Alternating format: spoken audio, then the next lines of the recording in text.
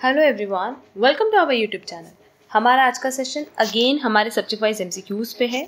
अगर आप हमारे चैनल से पहले से जुड़े तो आपको पता होगा कि हमने CUET एमकॉम एंट्रेंस एग्ज़ाम से related no doubt past year question papers तो पहले ही अपलोड कर दिए थे। 2021 टू 2024 के सारे पेपर्स आपको हमारे चैनल पे मिल जाएंगे। बट अब बेसिकली हमने एक सीरीज़ स्टार्ट की है जहाँ हमने सब्जेक्ट वाइज बाइफरकेशन किया है क्वेश्चंस का एंड वो अपलोड कर रहे हैं। तो लास्ट टू लास्ट क्लास में हमने microeconomics, then last class में मैक्रो इकोनॉमिक्स से सारे MCQs अपलोड कर दिए थे जो 2021 के पेपर में आए थे, 2022, 2023 में 2 पेपर कंडक्ट हुए थे एंड 2024 के पेपर में आए थे। वो सारे MCQs हमने कवर कर लिए हैं। आज हम लोग देख रहे हैं Indian economic structure. Indian economic structure भी बहुत important subject exam point of view से।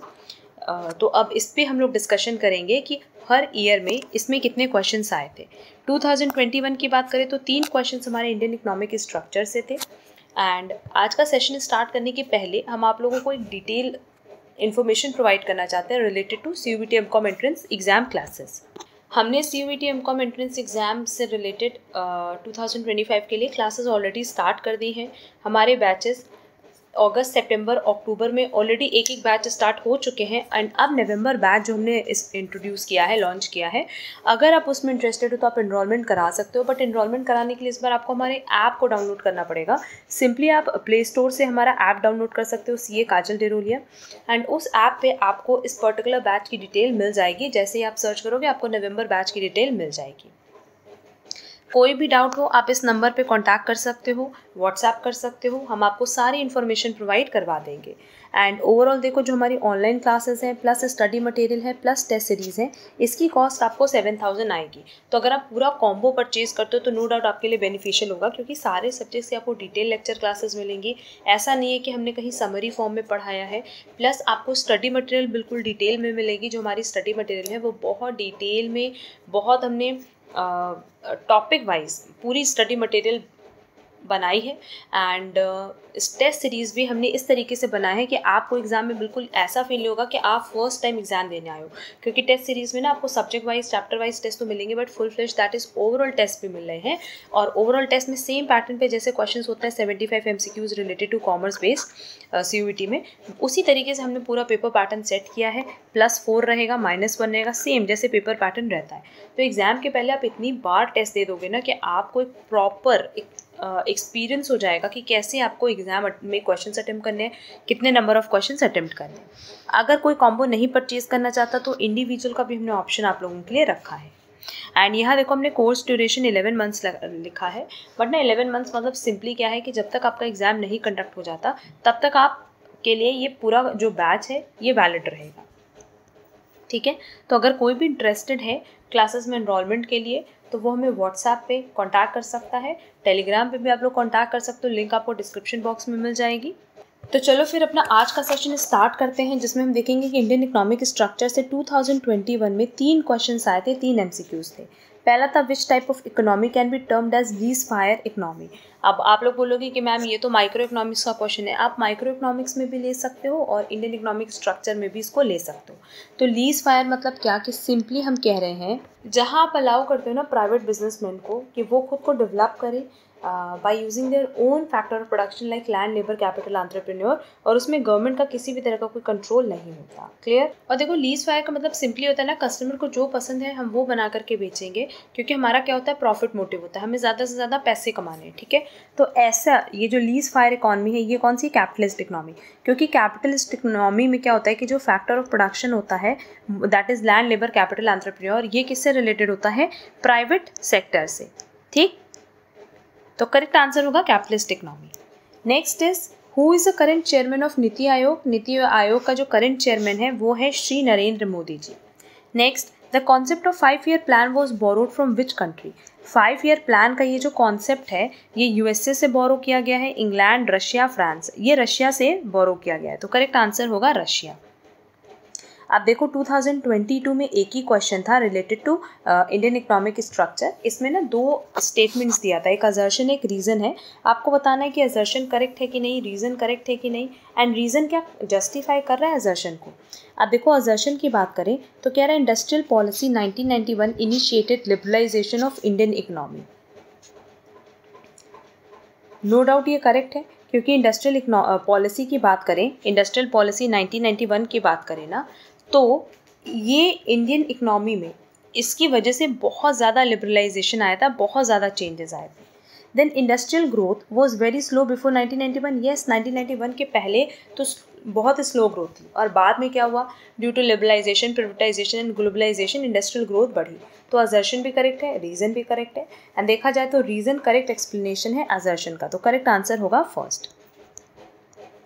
नेक्स्ट, अब अगर हम लोग बात करें 2023 में, तो क्योंकि 2023 में 2 पेपर हुए थे, तो ओवरऑल जो क्वेश्चंस आए थे 8 क्वेश्चंस थे 2023 के क्वेश्चन पेपर में. तो बेसिकली 4 क्वेश्चन 5 जून वाले क्वेश्चन पेपर में आए थे, और बाकी 4 क्वेश्चन जो 30 जून को पेपर हुआ उसमें आए थे. पहला क्वेश्चन है मैच लिस्ट 1 एंड लिस्ट 2, ये सब लर्न करने वाले क्वेश्चन हैं. 11th फाइनेंस कमीशन 2000 to 2005 कौन था, AM खुसराव. 12th फाइनेंस कमीशन ये थे C Rangarajan. Then 13th finance commission Vijay Kelkar, and 14th finance commission ये था YV रेड्डी. ठीक है, as per given option correct answer होगा A. Next, as per the government of definition of BIMARU the following states are treated as BIMARU. अब बीमारू का part कौन कौन सा है वो देख लेते हैं. मध्य प्रदेश है, उत्तराखंड नहीं है, राजस्थान है, उत्तर प्रदेश है, आंध्र प्रदेश नहीं है. तो as per given option ACD होगा. ठीक है, उसके अलावा ना हम इसका फुल फॉर्म तुम लोग को बता दें कि अगर आज की डेट पे बात करें तो इसमें कौन कौन सी ऐसे स्टेट्स हैं जो कवर करेंगे. बिहार, उत्तर प्रदेश, मध्य प्रदेश, और उसके अलावा एक है Rajasthan. Clear. Next, the capital market in India does not include. Capital market में क्या नहीं इंक्लूड करता, फाइनेंशियल इंटरमीडिएटरीज इंक्लूड करेगा, डेवलपमेंट फाइनेंशियल इंस्टीट्यूशंस भी इंक्लूड है, एंड इंडस्ट्रियल सिक्योरिटीज मार्केट भी इंक्लूडेड है. बट बिल मार्केट ये बेसिकली कैपिटल मार्केट का पार्ट नहीं है, तो करेक्ट आंसर होगा C. Next, the measure of total market value of all final goods and services produced in the domestic economy during a period of 1 year plus income earn by the foreigners in the country minus income earn by the countrymen from abroad.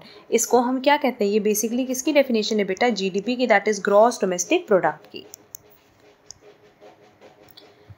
अब देखो हमारे पास definitions दी हुई हैं और बता रहा है कि वो किसकी डेफिनेशन, आपको बेसिकली ये चीज़ बतानी है. GNP के लिए that is gross national product का जो डेफिनेशन है वो है the sum of market value of all the final goods and services produced in a country during a specified period of time generally 1 year. तो ये हो गया A. Then GDP, the market value of goods and services produced by resident in the country plus income earned in country by foreigners minus income receive by resident of a country from abroad. अभी हमने ऊपर बताया भी था. Then NNP का हो जाएगा GNP minus depreciation, and personal income के लिए हो जाएगा sum of all kinds of incomes receive by the individuals from all sources of income. ठीक है, तो as per given option correct answer है BDAC, और ये सीक्वेंस देखोगे ना तो करेक्ट ऑप्शन मिलेगा D. Next, the national commission on farmers was formed under the chairmanship of MS Swaminathan, Mahalanobis Rao और Ramaradham. National commission on farmers की बात किया है, ये जो बनाया गया था किसकी चेयरमैनशिप में बनाया गया था, MS Swaminathan, that is correct answer होगा A. Next, the food for work programme was renamed to national rural employment programme in which year, 1980. ये लर्न कर लेना. Next, Dash was based upon the Industrial Policy Resolution of 1956 which focused on the expansion of public sectors. 5-year plan, 3rd-year plan, 6th-year plan और 2nd-year plan. क्योंकि industrial policy की बात किया है तो जो एक्सपेंशन था पब्लिक सेक्टर का इंडस्ट्रियल पॉलिसी का ये कम्प्लीटली कहाँ पे था, 2nd 5-year plan पे. तो करेक्ट आंसर होगा D.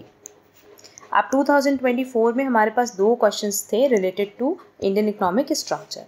पहला question, apart from GDP, GNP, NNI, the other important indicators to measure health of an economy will be capital formation and savings, gross national expenditure, income of HNI citizens, deposits in Swiss bank. किसी भी economy की अगर आपको health जाननी है तो GDP, GNI, NNI के अलावा आपको कैपिटल फॉर्मेशन एंड सेविंग्स को देखना होता है. तो करेक्ट आंसर होगा A.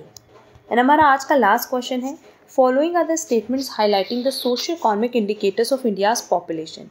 आपको बताना है कि इसमें से कौन सा स्टेटमेंट करेक्ट है। India has one of the lowest life expectancy 69.4 years, yes. Since 1990s, Indian economic growth is mainly based on manufacturing and services sector, yes. Reproductive health measured by the maternal mortality ratio and adolescent birth rate, yes.